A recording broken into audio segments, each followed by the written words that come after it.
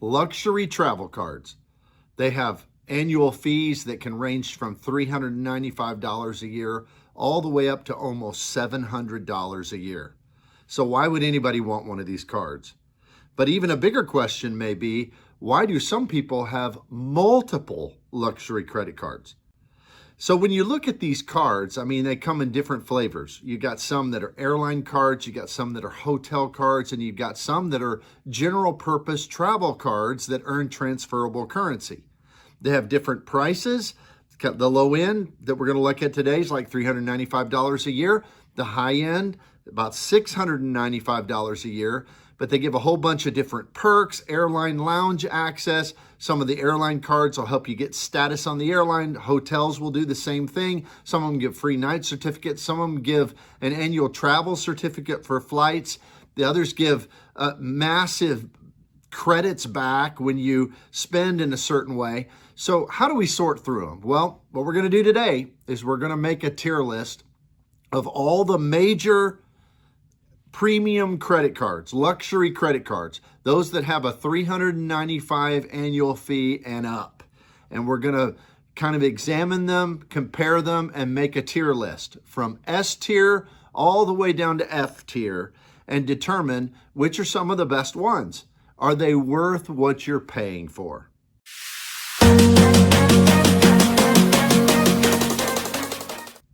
Welcome to the Rewards Master. Here we talk about all things points and miles. If you don't mind, please give us a quick thumbs up and also subscribe to the channel. I'm trying to grow the channel and that helps me to gain more watchers. So please help us out with both liking and also subscribing to the channel. And if you disagree with any of the things that we say here, or if you agree, please make a comment below.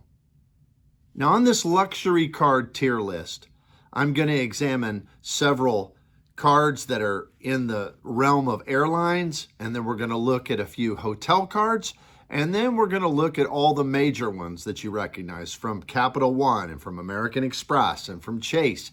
And so we'll compare them all, and we're going to do it based upon basically a 5-category system.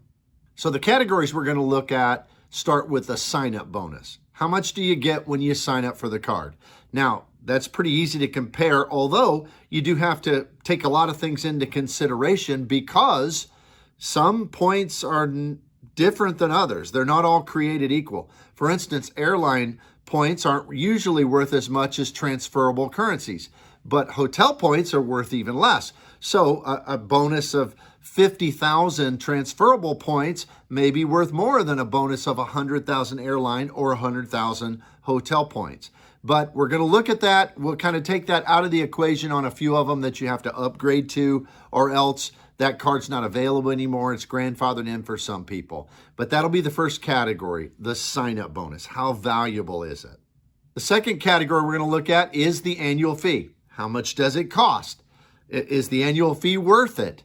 Do you get a lot for that? And, you know, there's a big difference between $395 and $695, and there's every level in between. So that'll kind of help us to rate them as well. The third thing we're going to look at is multipliers. Now, although multipliers won't get you as many points as fast, most of these kind of cards at the high level, they are what people call keeper cards. So people often get them and they're going to stay in their wallet for multiple years. So if you're going to use it, how well does the card actually earn its particular currency? So if it's an airline card, how well are the multipliers to earn that airline's different miles? Or if it's a card that is a hotel card, how many points do you get when you're staying at that hotel? Or if it's just a general travel card, what kind of multipliers does it have? So I think that has to be a part of the equation as well, and we're going to look at that. The fourth thing we're going to look at is the credits and benefits. Every card at this level, all the expensive cards are going to give you something for it. You're going to be able to get a travel credit, or you're going to be able to get a free night certificate, or you're going to be able to get status with a hotel or airline or something. And usually it's multiple credits. So we're going to compare those with one another as we're figuring out where to put these in this particular tier list. And the last one's kind of a hodgepodge. And really what I'm going to look at there are things like lounge access that the cards provide versus status that they'll provide with a hotel or with a particular airline. So we're going to have to kind of just work through that and just do some cross comparison to find that. But when we look at all these 5 categories, I'm going to place each of these cards in one of the different tiers, starting at the very top, the super tier, the S tier, going to the A tier. A tier cards are good cards. Then you get to the B tier, and those are fairly good, solid cards. But then at C tier, you're starting to get to the point where maybe this is a card you get and just keep the first year. It's not really a keeper card. D tier, E tier, F tier.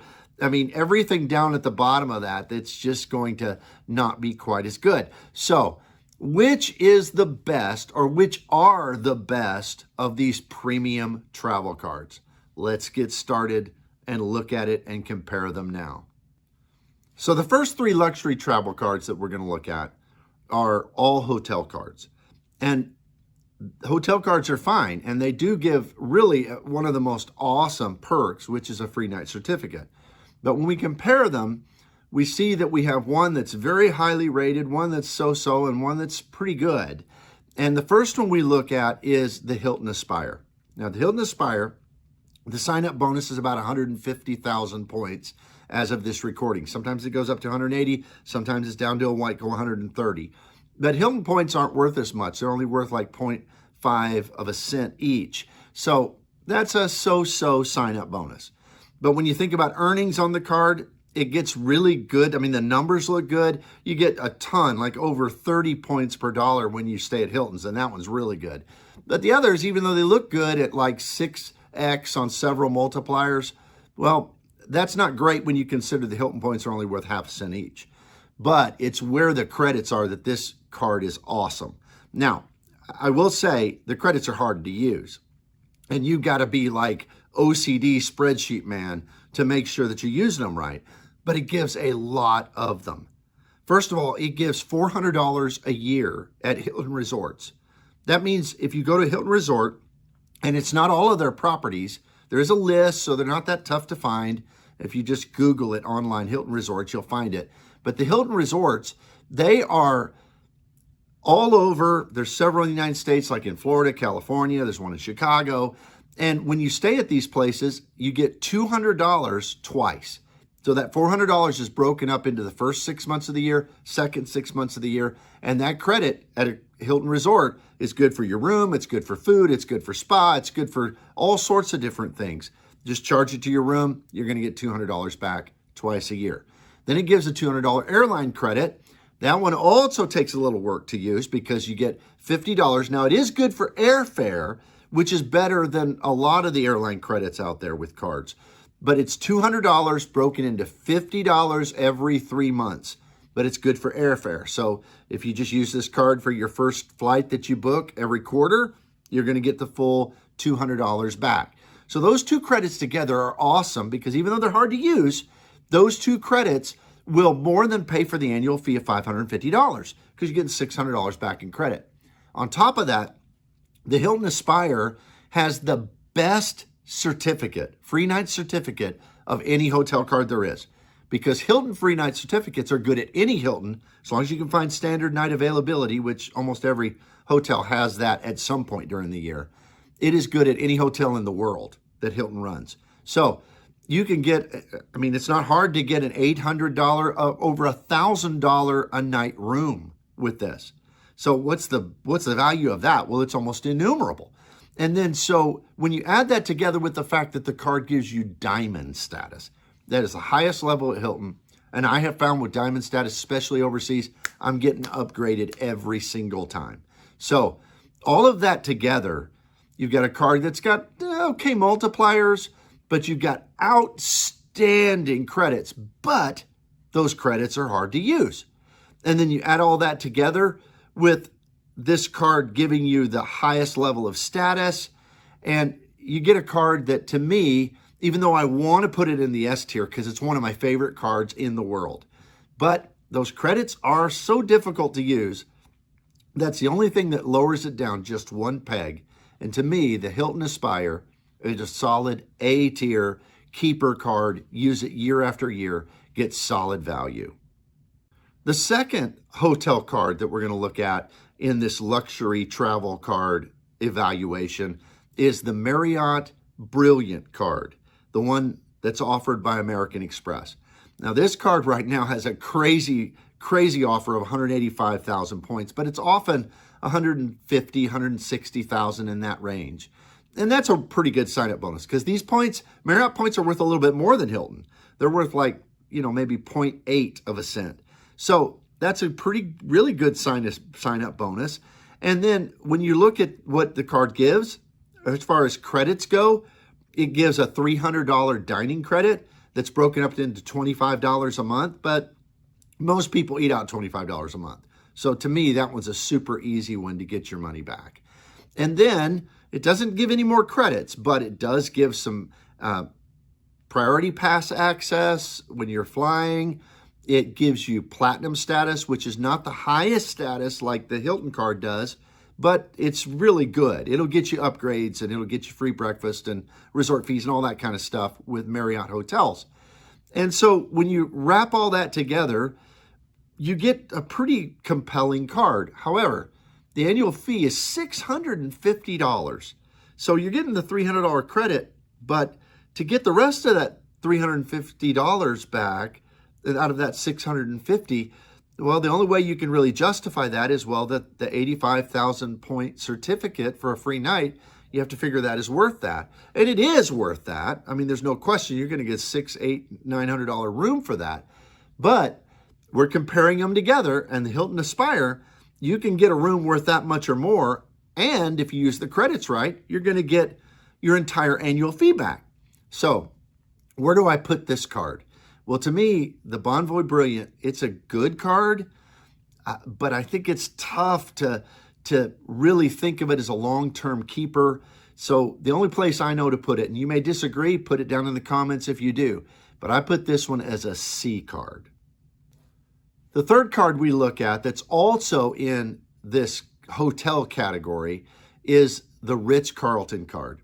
Now, this one, we can't really factor in how good of a sign-up bonus it has because it doesn't have one. You've got a product change from your Chase Marriott card up to it after you've had a Chase card for about a year or more. And so when you do that, the Ritz Carlton card has some compelling aspects to it. First of all, it's only $450 a year, which is really a lot better than most of these other cards. That's on the very low end of the spectrum when it comes to annual fees on these deluxe luxury travel cards. So that's really good. The other thing is it also gives a free night certificate.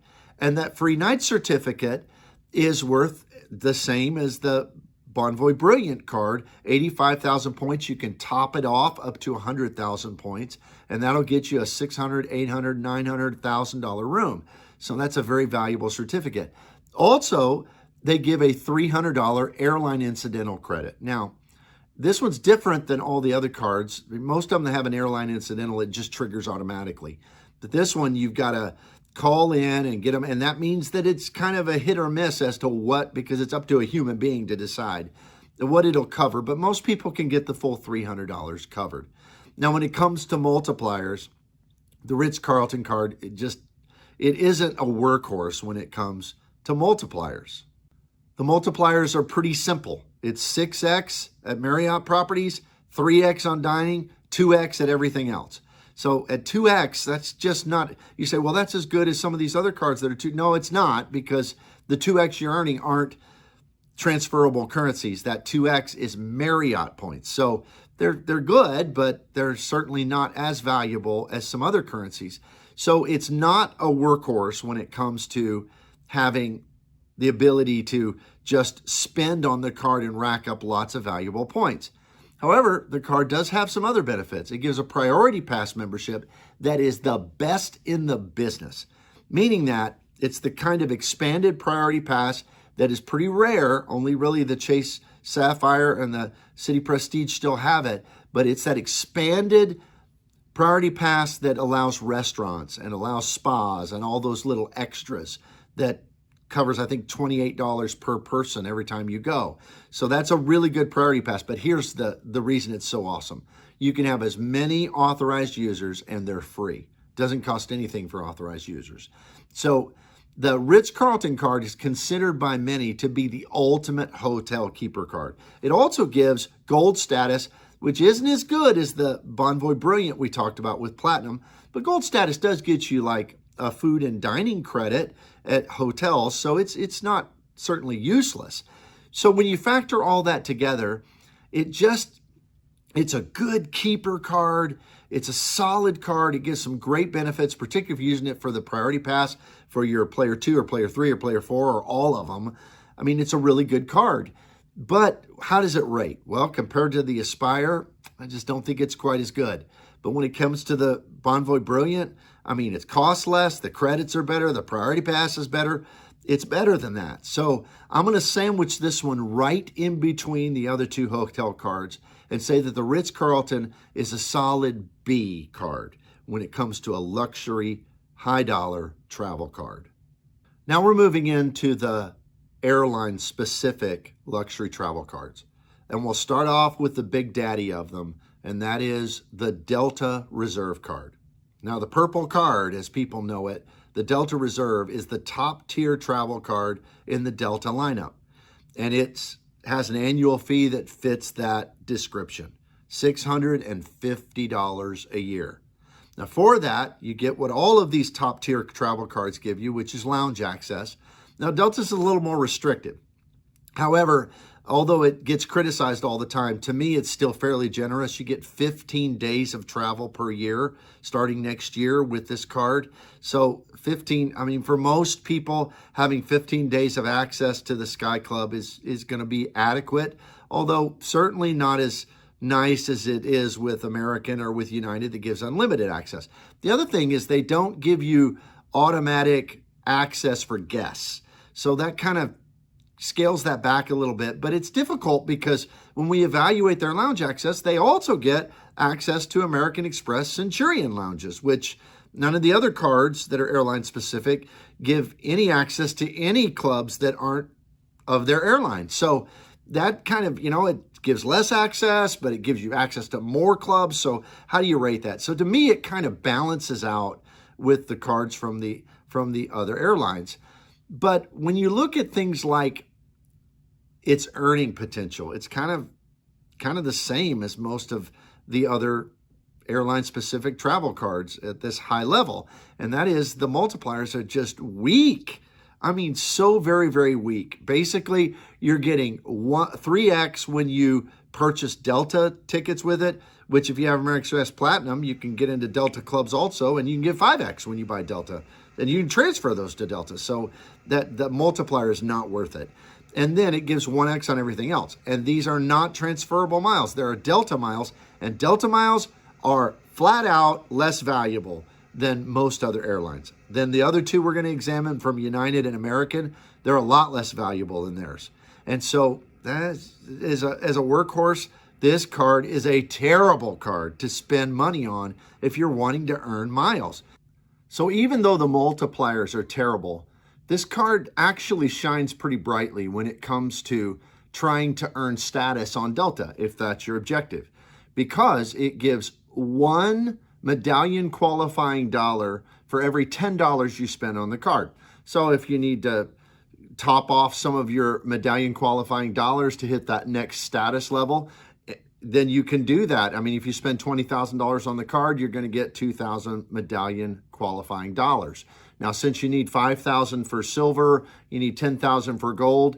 When you add in the fact that having this card gives you a 2,500 medallion qualifying dollar boost just for having it, then you can spend your way to a status level. And in fact, if you fly some too, you maybe can spend your way to a significant status level.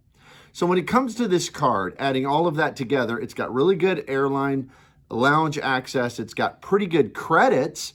I mean, it's got a Resi credit for dining. It's got a credit for Delta stays, hotels. When you add all that together, you can pretty much wipe out all but about $100 to $150 of the annual fee. And you get that great airline lounge access. And you get a free companion certificate up through first class that even works for Alaska and Hawaii. So where do we put this? Well, As far as in comparison to the other airline cards, this card's pretty solid. And if you're a Delta loyalist, it's a pretty solid B card. So I put it in the B tier. Now, the next premier travel card in the airline category is the American Airlines World Elite MasterCard, the one that's their executive card offered by Citibank. Now, this card has a hefty $595 annual fee. And like the others, it's going to give things like free bags and free priority boarding when you're getting on the airplane. But this card is kind of unique in that its multipliers are really better if you are willing to spend in the way that American Airlines wants you to spend. Specifically, if you're willing to spend through their partners, like through their hotel system, and if you're willing to spend through them to rent your rental cars. So on some of those, you can get up to 10x, which is amazing, particularly because American Airlines have the most valuable points of all the airlines, at least the American Airlines, the ones located in the United States. So for instance, what might cost 25,000 miles for a one-way domestic ticket on Delta sometimes is 10,000 or sometimes even less than that. So they have very, very valuable miles. So if you're getting 10x back on your rental cars or on your stays with their hotel partners through their portal, that's really good. The other thing is you get 4x on your purchases on American Airlines, which is pretty much as good or close to as good as almost any travel card out there. And then you get 1x on everything else. So certainly this card's a little bit better when it comes to multipliers, a lot better when it comes to multipliers over the Delta card that we just discussed. Now this card also gives quite a few credits, not quite as many as Delta's did, but it gives you a $120 Lyft credit, which is really kind of garbage because you got to take 3 Lyft rides a month. I suppose if you live in an urban environment where you take a lot of ride shares, then maybe that'll work. And then you get $10. It's a use it or lose it $10 a month, so $120 a year. They also give $120 for some other credits as well. Particularly, you get a $120 Grubhub credit. So that's broken down to $10 a month. Just use your card for Grubhub. I always pick it up so I don't have to pay a delivery fee. And that gives me $10 a month. So basically a free sandwich or something. And then you also get $120 towards Avis car rentals. And that's just a bulk $120. So you book a Avis rental car, you're going to get $120 back. So if you could use all of those as $360 a year, I kind of discount how much I'm going to use the Lyft credit because it's so difficult to use. So around maybe, I don't know, $280 to $300 a year off of that $595. But where the card really shines is when it comes to trying to earn American Airlines elite status. Now, American Airlines has a totally different system. For them, you got to have like 50,000, and that sounds like a lot for their first status, which is gold, and then to platinum you got to have 75, and then to platinum pro you got to have 125, and then 200,000 for the executive platinum, their top published tier. But that sounds like a lot more compared to 5,000, 10,000, 15,000 like some on the others. But on those other airlines, on United and Delta, it's basically just dollars you spend at the airline. When it comes to American, when you purchase a ticket, if you spend $500, you don't just get 500.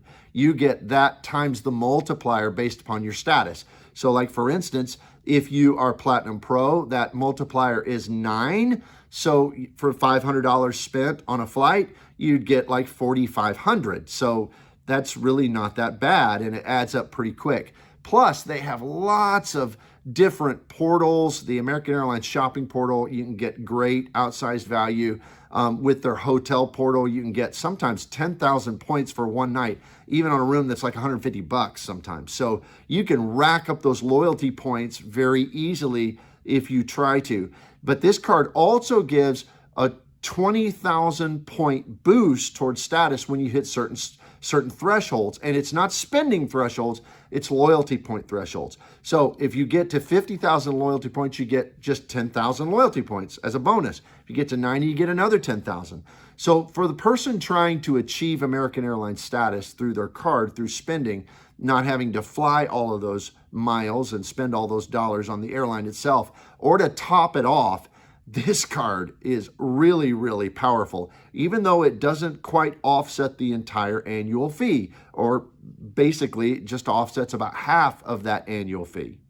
So when we put all that together, even though the annual fee ends up being a net amount that's more than the Delta card, the multipliers are way better if you use it right. It gives a better status boost. It also, of course, gives access to the American Airlines Admirals Clubs, but this card gives you guests. So, and you don't have any limit. You could go every day if you flew every day. So all of that together, I'm going to give this card also a B tier rating and say that it kind of is an exact match with the Delta card, just in different ways. So where one has strengths, the other has weaknesses. This one has strengths that the Delta card doesn't. So it's going to also be in the B tier. The third premium travel card in the airline group we look at is the United Club card. Now, the United Club card does have the advantage of coming in a little bit cheaper than the other two that we've talked about.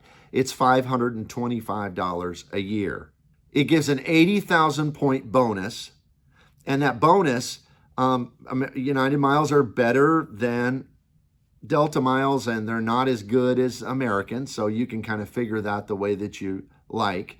It gives an 80,000 point bonus and when you sign up for the card. Now, the multipliers on the card aren't that good. You're going to get 4x when you book with United. Now, that matches the 4x that you got with American, although the points, the miles are worth just a little bit less. It also gives 4x on hotels when you book those through United, so they're trying to follow that same pattern. You get 2x on all travel, and you get 2x on dining, which is, you can get cards that are a whole lot better considering what the miles are worth on dining and travel. And then you get 1x on everything else. So nothing splendid, a little bit better than Delta, probably not as good as the American card. So just kind of in the middle when it comes to these multipliers. When it comes to credits, this card just does not have the benefits that the others do. You get a $75 credit when you stay at IHG hotels, and that's basically it. Now, of course, you get access to the United Clubs, and like the American card, you do get guests with that. But you don't get any other different lounge access besides that. You only get that $75 credit. Now, if you want to use this card to spend towards your status, you can get, they use the multiplier called PQPs, and you can get PQPs when you spend on the card. Now, United's thresholds are like 4,000 for their silver status and then 8,000 for their gold status. And with this card, for every $500 you spend, you get 25. So that is not as good really as the other two cards that we've talked about. And United is notorious for being more difficult to spend your way to status than American and Delta are. So where does this card rank? Well, the multipliers are okay. They're not great. The sign-up bonus is okay. It's not great. It does give you access. The credits are just not as good as most other cards. So the only place I know to put this one is this, compared to its competitors, the United Club card. Even though it does have some pretty good travel protections and things that some of the others don't, this card just absolutely is a stinker in comparison to those others. And my personal opinion, disagree if you like, but I put it in the D category. It's not one that I would keep, even if I was a regular United flyer. And I used to have this card, and I don't have it anymore. The fourth card in the airline category when it comes to premium cards we look at is one that's not available anymore, but I do know people that still have it, and it's the United Presidential Plus card. Now, this was kind of what preceded the United Club card that's now available, and if the United Club card's not a great one, this one's even worse. Now, of course, we can't even consider a sign-up bonus. It doesn't have one. You can't get the card anymore, but its multipliers are just atrocious. You get 2x on United, 1x on everything else. Now, the card does give you access to United Clubs. That's good. It does let you spend basically at the same rate as the other card towards status. But that's all it gets. I mean, basically, the only reason you have this card is because it's a legacy card, and I guess somebody doesn't want to switch to the club card. So as far as I can tell, this card still has a high annual fee. It's not available anymore. It has terrible multipliers. It's even worse than the D card that we talked about before. So I don't have the Presidential Plus. I know people who do, but if I did, I would get rid of it. And if I wanted a United card, I'd get the Explorer card. But if I wanted a high tier one, I'd for sure go for the club over this one. So I'm going to put the United Presidential Plus card in the D tier.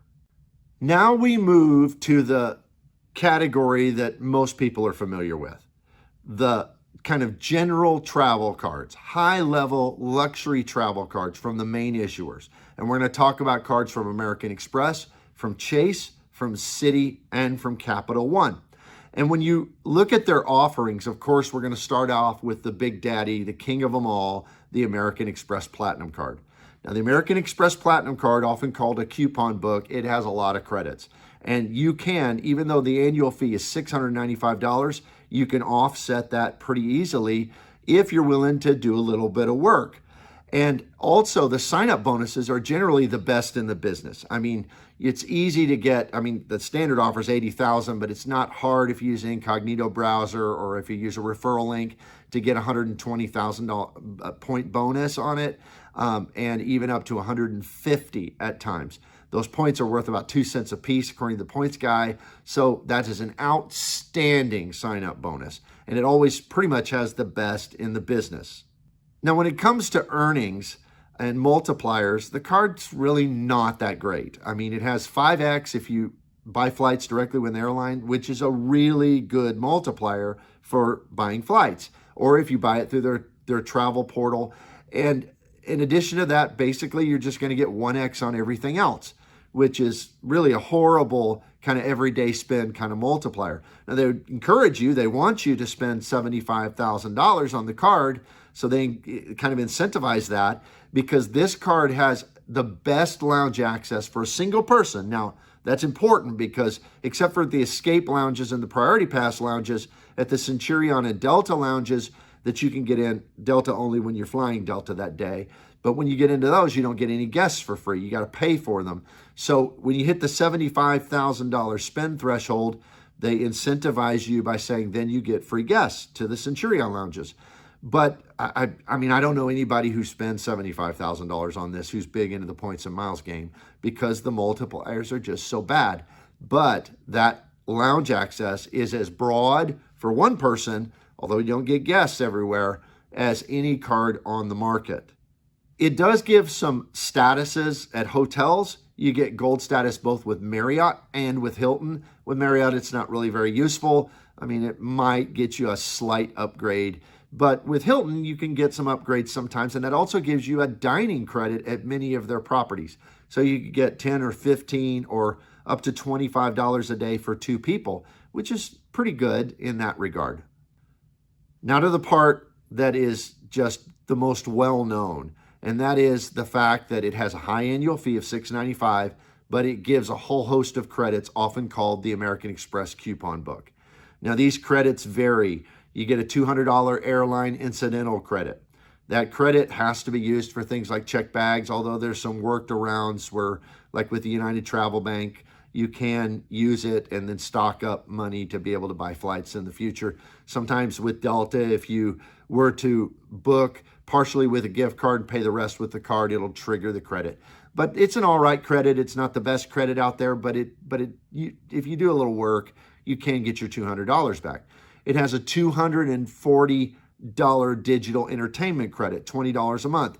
And there seem to always be changing what's available on that. Right now, the best use case probably for most people is the Disney bundle with Disney and Hulu.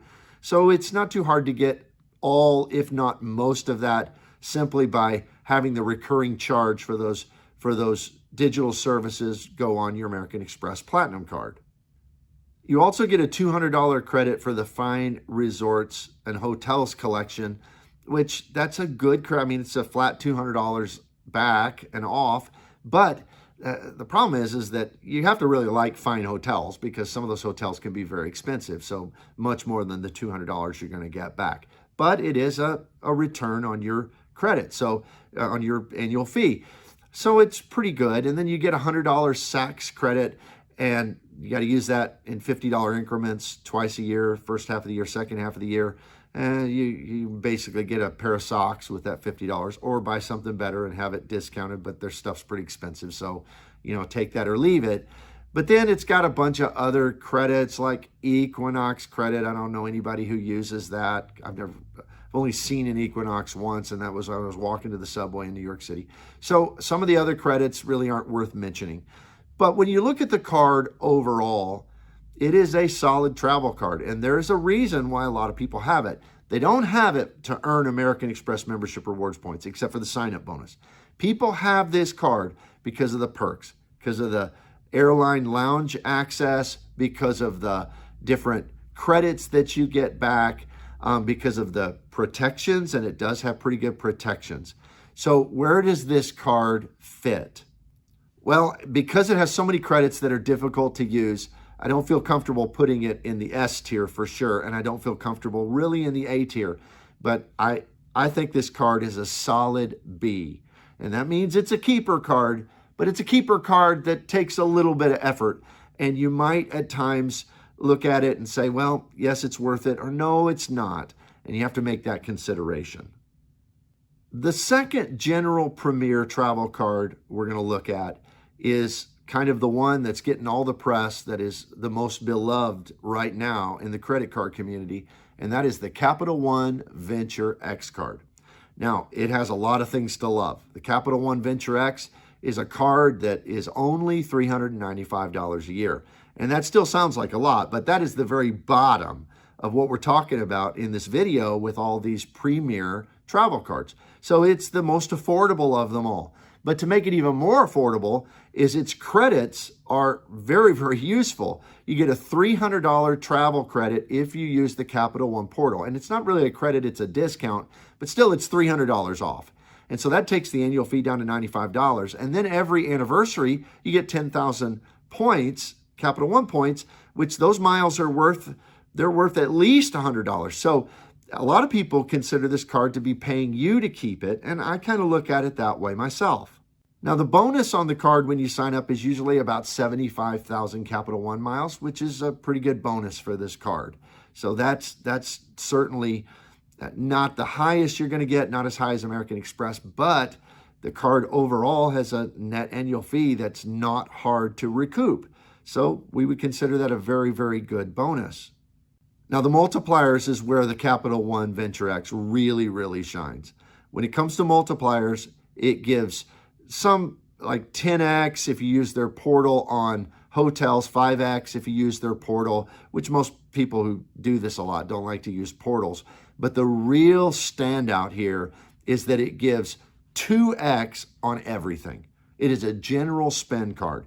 Capital One miles are not worth quite as much as Chase and American Express, but pretty close, almost 2 cents a piece. So 2x everywhere is about a 4% return if you're going to transfer it out to transfer partners. They have great transfer partners, not quite as good as American Express or not as good as Chase, but pretty good. And so we've used it for first class tickets, well, business class tickets on both Iberia and also on Turkish Airlines, and just transferred them. It was easy. And so the card has really, really good earning potential. It's also worth mentioning that the Venture X has pretty good protections. It has good protections for especially rental cars. You get primary rental car insurance. So that's worth something as well. So where would we put the Capital One Venture X in comparison to the American Express Platinum, all those airline and hotel cards? Well, when you add all of that together, it really doesn't have any weaknesses. I mean, I suppose that a few of the multipliers on others would be better, but you're not going to beat a 2x catch-all card, especially with very valuable points. It's got good, not the best, but really good transfer partners. The card has good protections. You're getting back more than your annual fee, and it's pretty easy to use. Overall, this is an S tier card. I mean, the Capital One Venture X is a get the card and keep it forever. That's what I'm planning to do, and because it's kind of hard to get once you get far along in the travel game. We have one. We don't ever plan on getting rid of it because it is top of the game when it comes to overall value, at least as of right now.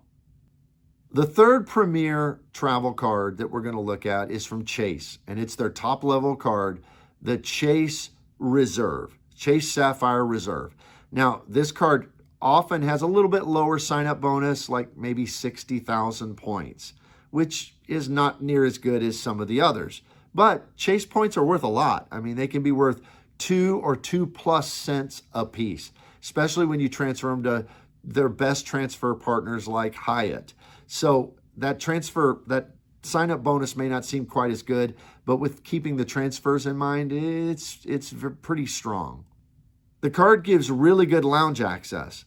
Now, we didn't mention it before, but the Capital One has access to a good priority pass, doesn't have the restaurants. The Capital One also gave access to Capital One lounges, which are really, really nice.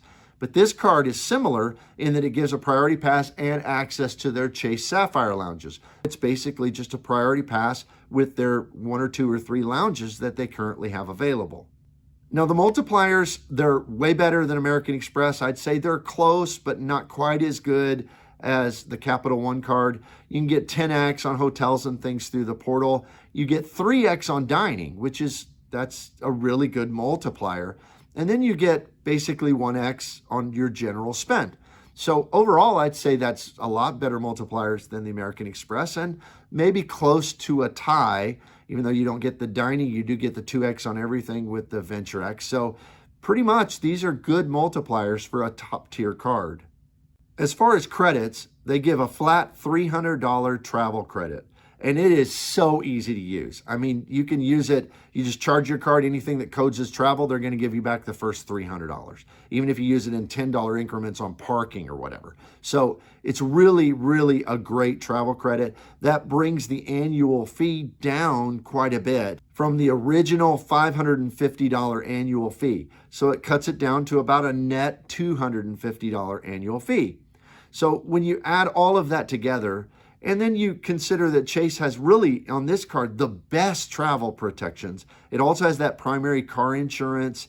It's got a few credits that maybe some people would use, Instacart, things like that, but probably aren't widely used by people. But overall, this card is very good. Now, it has one more power that most of the other cards don't, and that is when you have this card, if you don't want to transfer out to their great list of travel partners, you can use just their portal and you get their point redemptions at 1.5 cents per point. So 50% over just the standard 1 cent a point. Now, probably not very good on foreign travel, but when it comes to buying domestic tickets, sometimes that's just as good as you're going to get with the airline. And it's very, very easy to use. So overall, where do we put the Chase Sapphire Reserve card in comparison to its competitors? Well, since you have to look at what kind of return you get on your annual fee, and you're only getting $300, even though it's the best $300 credit you could get, you still got that $250 to account for. And, the multipliers are good. They're not the best they could possibly be, but they're good. It's got great travel protections, all of that. It's got that 1.5 cent redemption. But when you factor all that together, I think it pretty much ties with the American Express Platinum and doesn't reach the threshold of the Venture X card. So this one goes into the B tier, the B category. The fourth card we're going to look at in this premier travel card group is we're going to look at one that's not available anymore. I still have it. I love it. I will keep it as long as it stays the same. And that is the Citi Prestige card. Now, Citi points are pretty valuable, about like Capital One, almost 2 cents a piece. They have a decent transfer partner list, not as good as Chase, not as good as American Express, but about the same as Capital One.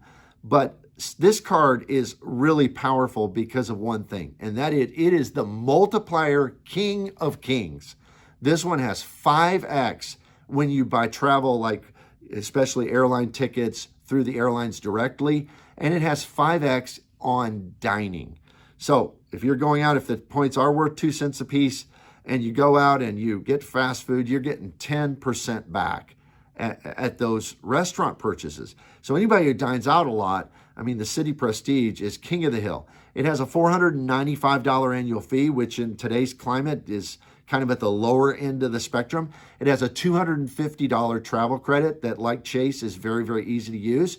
But another superpower of this card, in addition to having Priority Pass, which it does, and it's the better Priority Pass that gives you access to restaurants and that credit at those kind of different types of Priority Pass offerings. But this card has a benefit that used to be even more powerful because it was unlimited, but it was too powerful. So they scaled it back to 2 times a year, which I think is still great value. And that is, if you book through their Citi Thank You Rewards portal and you book a hotel of 4 nights, you get one of those nights, the average price of the 4, you get one of those nights for free. So it's a 4th night free benefit you can use twice a year. And there's no cap on what kind of, you don't have to, it's not up to $200. I mean, you could theoretically get 2 hotel stays that are $1,000 a night, and this benefit would be worth $2,000. Now you'd have to pay $6,000 for the other 6 nights, but if you use this twice a year, you could get really exponential value from it. And I always get more back because of that benefit and the travel credit than what that annual fee costs me. So I may be a little bit biased on this because I have this card. I love this card. It is the one, as long as they don't change it, nerf it, then I'm going to keep it forever. And so I can't quite put it quite to the level of the Capital One Venture X card, but to me, it's right below it. And so I give the Citi Prestige card a solid A. It's in the A tier for sure.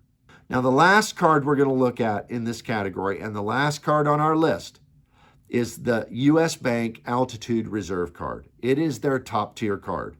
And one of the great things about it is it only has a $400 annual fee. And in addition to that, you can get about a 50,000 point sign-up bonus when you get this card. The multipliers are pretty strong on the card, particularly one superpower, and that is 3x on mobile wallet purchases. So if you add this to your Apple Wallet, or if you add it to your Google Wallet and you just tap to pay with your phone, you're going to get 3x anywhere they accept that, which is, it could be, depending on where you spend money, almost a 3x everywhere card, which is really, really powerful. In addition, the card also gives a $325 travel credit that, like Chase and with Citi, it's very, very easy to use. That brings the annual fee down to basically $75, which is very, very low. And so, I mean, it starts off with a low annual fee, at least for these type of cards, and it gives back 325 of it. That's a low net annual fee. Now, the lounge access on this card is not as good as the others because it does give a priority pass, but that priority pass is limited to only 8 visits a year. So if you go by yourself, you can go 8 times. If you bring a guest, you can go 4 times. You can use it for yourself or your guests. But only 8 a year just doesn't match up to its competitors in this space. The other thing is that U.S. Bank does not have transfer partners. Now, you can redeem through their portal and get at least a 1-cent multiplier. I think they may even have a little better multiplier when you book through their travel portal, but the best you're ever going to get is 1.5 cents a piece. So that kind of lowers its value as well because the points are just very, very limited on how you can redeem them. And because of that limitation, I have to put this card in the C tier. I mean, that mobile wallet thing is awesome. The net annual fee is really, really good, but you just don't have a lot of outsized value on how to use those points when you book with them. So C tier for the U.S. Altitude Reserve card. So wrapping up our tier list of these high dollar premier travel cards for hotels, for airlines, and the general travel cards that are available on the market, we have the whole spectrum. I've ranked them everywhere from one S tier card all the way down to one F tier card and everything in between. Now, in the F category, we only had one, and that's the no longer available United Presidential Plus card, which is a dog. If you have it, you probably can definitely cancel and get something better. In the D tier, United comes in again, taking up the rear of the pack with their United Club card.